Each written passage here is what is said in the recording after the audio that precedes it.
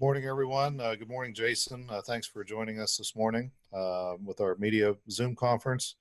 Jason, why don't you start out the call by giving a recap of your season? And then I believe when the news came down on March 13th, you were scheduled to host a meet at the Coliseum, your final home meet of the year, followed by Big 12s at the Coliseum a week later. So if you could recap the group on that process and what went down as well. Yeah, we were actually just hitting our stride. We definitely wanted to be peaking right up as we came up onto postseason, and had some great meets on the road and some great meets, at home in the Coliseum. And we were doing really well with our national qualifying score. So already starting to make plans on where we're going to end up in the first round, postseason. And yeah, the news came down, and that the season was going to be over. We were supposed to be hosting our senior night meet there in the Coliseum, and so got the news, and obviously we were devastated. I was devastated for the athletes that had put so much into it, and our seniors, of course. But like I said, we were peaking at just the right moment, and the news came down, and sad as it was, I just kept reminding the team that sometimes things happen that are bigger picture than us, and we needed to remember all the people that were being affected by this, and also our administrators who had to make some really tough decisions. But it was a fun season that was happening as well, and they're all fun, but this team especially, had just a ton of motivation and a ton of spirit. And so it was definitely a little bit of a grieving process there for a little while for the team, but they're doing pretty good with it now. If you have any questions, please click participants and then the raise hand feature. I guess I'll start. Obviously scheduled to host the Big 12 championships. Pretty disappointing, I'm assuming, for you guys to have that opportunity and have it taken away from you. Yeah, thank you for asking about that one. We were getting ready to put on probably the preeminent event in gymnastics, for West Virginia that we'd ever hosted. A lot of work had gone into that, to bring Oklahoma and Denver and Iowa State here into the Coliseum. We had the podium, which is what you see when you watch the Olympics on television. All the equipment is up off the floor, so it was, we were definitely pulling out, all the big guns and for that meet. And but like I said, at the end of the day, it was a tough call for everybody to make, and I'm just appreciative, that the staff for WVU Athletics and the administration and everything that goes into making gymnastics go. They had worked so hard up until that point. I know it was disappointing, but we're hosting an NCAA regional next year, and we're hoping that we'll have another shot at the Big 12 championship. Waiting for, I guess, an official announcement to come down on how that's going to work. But it was definitely disappointing, but you just keep on climbing, and the next time we get a chance to host it, we're going to do the same exact thing we were planning on this year. All right, your first question here comes from Kevin Kender. Go ahead, Kevin. Thanks, Grant. Jason, in a normal time, how much of your athletes' work practice is strength and conditioning versus, actually working on their routines? And in this time, how different is it for them? I mean, I'm guessing not many of them have access to, all of the apparatuses. Is it safe for them, to go out and do tumbling passes, things like that in your yard? I mean, what are people trying to do just to keep a little bit of an edge? That's a great question. Typically what we set aside, we're allowed 20 hours a week during our season, and 5 hours of that is dedicated solely to strength and conditioning every week. But given the nature of our sport, really everything that they do has some sort of, conditioning or cardio element to it, just in training the sport itself. So Right now, a lot of the private clubs that they either trained at, before they came to West Virginia, or that are happen to be wherever, they're staying right now, a lot of those clubs are closed. And so they don't have access to that.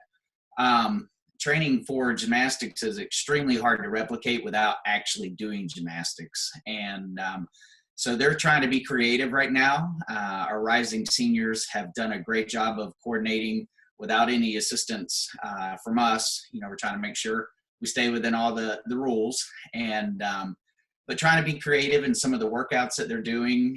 And it's just very different from every other sport. We can't throw up a basketball hoop or just go sprinting here and there. You actually have to be doing gymnastics, and they're used to training and competing on very specific, very very safe equipment, and it's a very technical sport. So it's going to be a challenge getting them back, absolutely. And we're in the process of just figuring out how to do that safely, but they're keeping busy.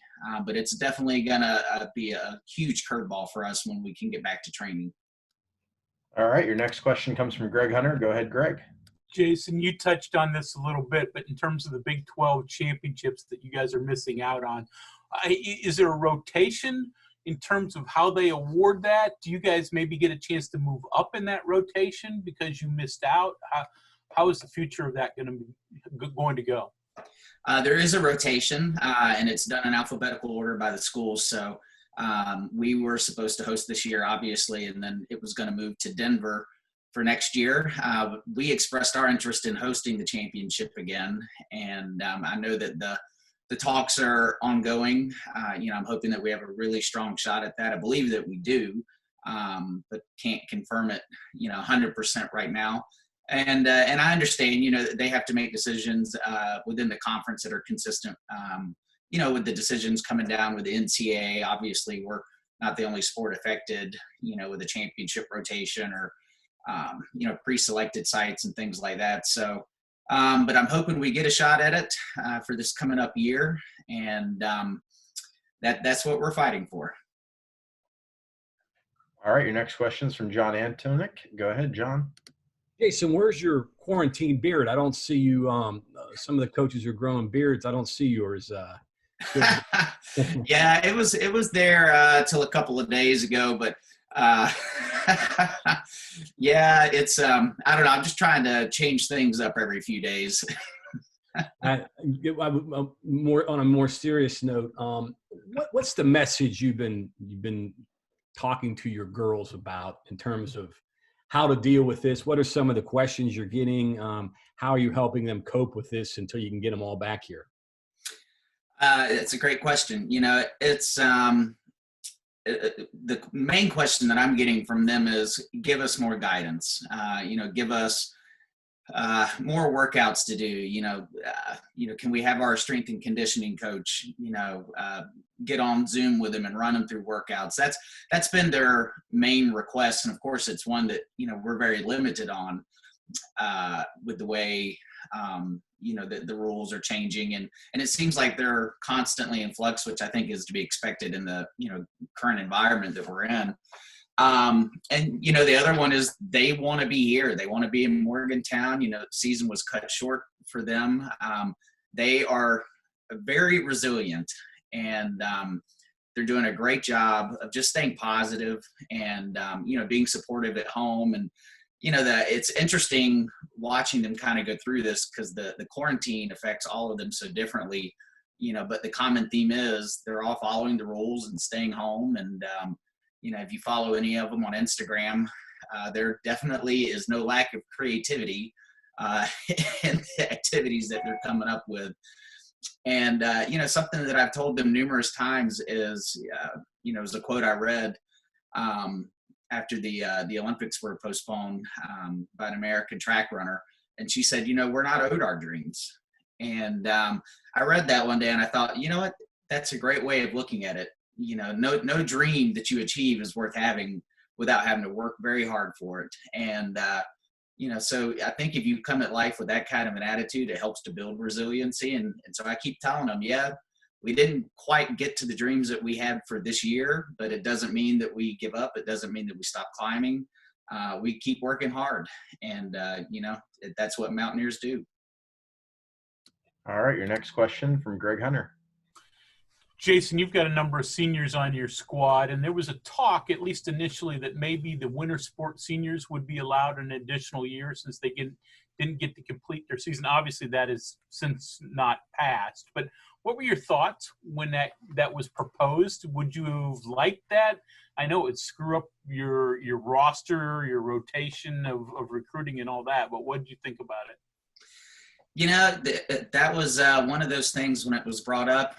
Immediately, the first thing that came to my mind was by the time, a gymnast is reaching 21, 22 years old, their senior year, they're fairly beat up already physically. And a lot of them are kind of mentally prepared to do that last push through their senior year.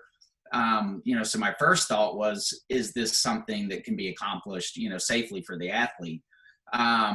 My second thought was, I think in a perfect world, that would have been a great way to give a lot of people a second chance, that it was taken away, against their will, especially as the way that, that the athletes see it. And, that is true. But it was something that, to me, it had to be done fairly across the board for all the sports. It was going to mess up a lot of the recruiting planning that not just us, but multiple sports have in place. We recruit years ahead. And so I think that it was just going to open up a whole can of worms. And it was happening so fast that as soon as people started thinking all the details through, it became apparent that, we couldn't rush into that kind of a situation. And then at the end of the day, it comes back to resiliency and just realizing that life doesn't always pan out the way that we want it to. And as much as I hate it, for those guys and my heart breaks for them, especially this senior class, you talk about 150% on board, and to see them crying, sitting in the gym, broke my heart. But they're a good group, and I think they're going to be okay. So in the end, I think the right decision was made, from a coaching planning standpoint. But there was really no way. That was a lose-lose situation, I think. Go ahead, John. Been asking some coaches this, and I'm curious to get your thoughts on this. I know the number one, obviously, concern is everybody's health and well-being. But I think there's another component to this, and that's the mental health of your athletes. What have you done to address that, and how have you helped them along with dealing with this, since we're dealing with 19, 20, 21-year-old kids essentially? Yeah, it's a part of coaching, this generation is knowing how to reach out to them just in different ways. And, either through social media, FaceTime, whatever, whatever the case may be. And, in gymnastics, we already have a pretty robust, situation, where we offer already a lot of, mental health support. And gymnastics is a tough sport mentally. It's tough on the body. It's equally tough, on the mental health. You add that into school, full time, and the amount of training that goes into it and their personal life. So, but what we've been doing is just trying to keep in touch with them, keep it lighthearted. For those of you that know me, I like to have fun. So I've just been trying to be goofy and stay in touch with them. And we had a show and tell contest, and we did another contest where the parents did their floor routines. They're submitting all these videos, and then they're keeping very active on social media. And so it's really just keeping them involved is really the best way to support them at this point. They're all at home, so obviously, not a lot of that system that we have in place for mental health is based here on campus. But I feel like we have a great relationship with them from administration and, from a coaching side of it, that if anyone has a specific problem going on, we'll know about it, and they're going to let us know. And, So it's just one of those things. It's part of our foundation that we have that set in place, and I feel pretty good, that we're doing a pretty good job of keeping them entertained from a distance. So I hope that answers that question.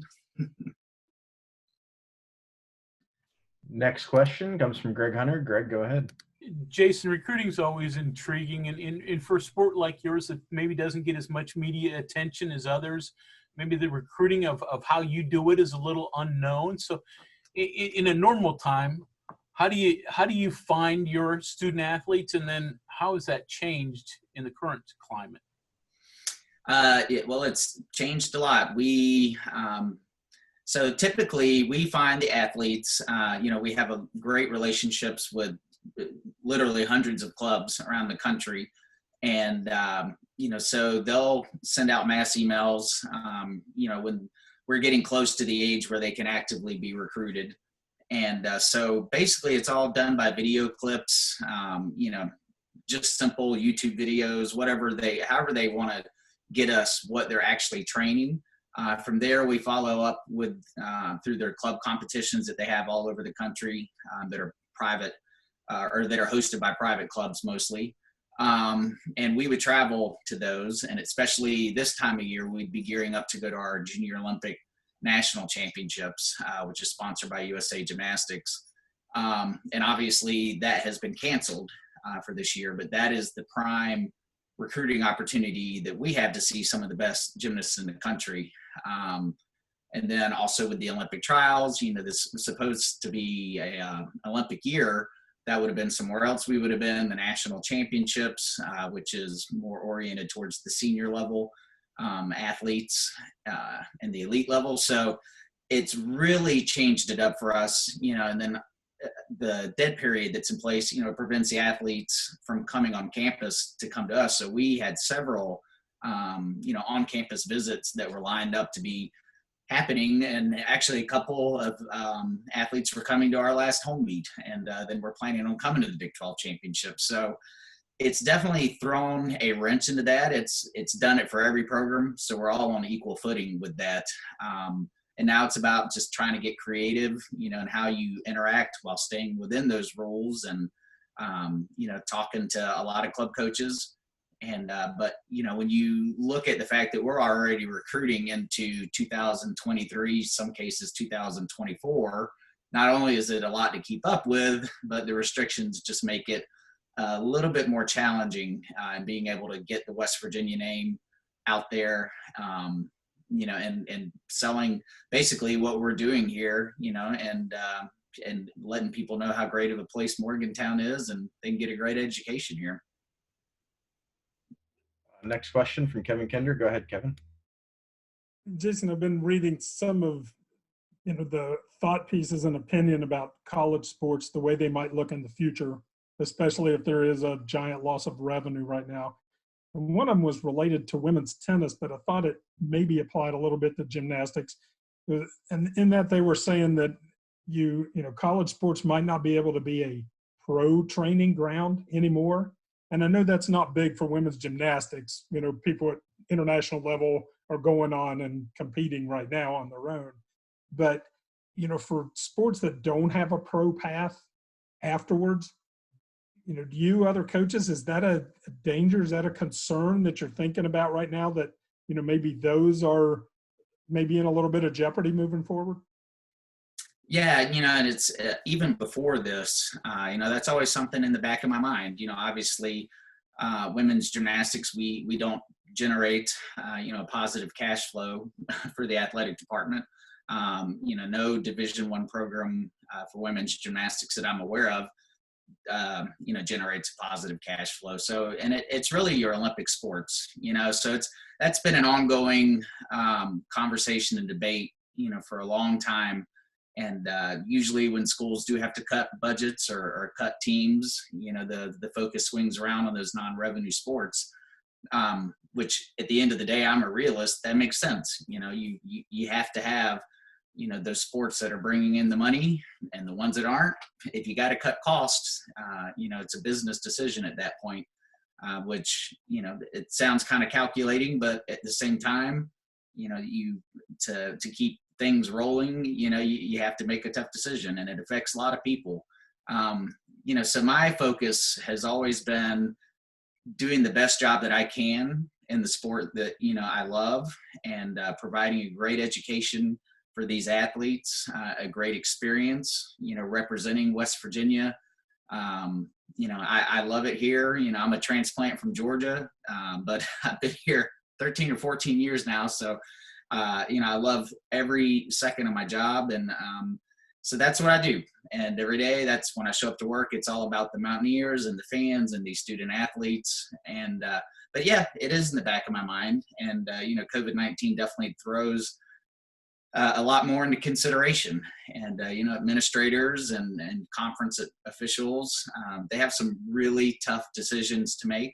And all that I can control is being supportive of that in any way that I can, and protect, the student athletes that I'm responsible for the best that I can. And, I'll keep fighting all the way to the end. So, but it's definitely, if you look at men's gymnastics, that is one side.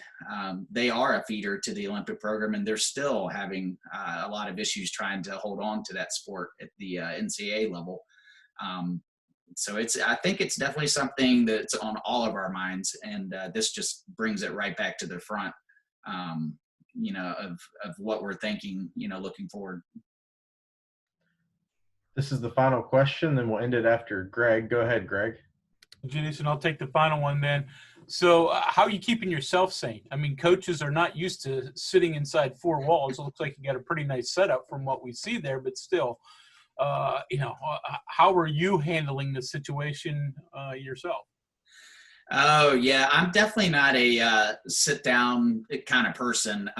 Even my desk at the Coliseum is a stand up desk, so I'm used to moving around a lot. I'm missing definitely being in the gym, missing being around the team, and the staff and everything. So how am I keeping myself sane? Well, thankfully I do have a good setup here, and I've become an expert on Zoom and Microsoft Team and group FaceTime, and there's a few other ones out there, but I am missing the actual face-to-face, with people and just the interaction. But I'm running a lot, and like I told John, I did have the the quarantine beer, but that's gone, and playing a lot of music, and listening to a lot of music and reading, and catching up on a lot of work. And then of course there's projects around the house that, you put off for years, and all of a sudden you really have no excuse now not to get them done.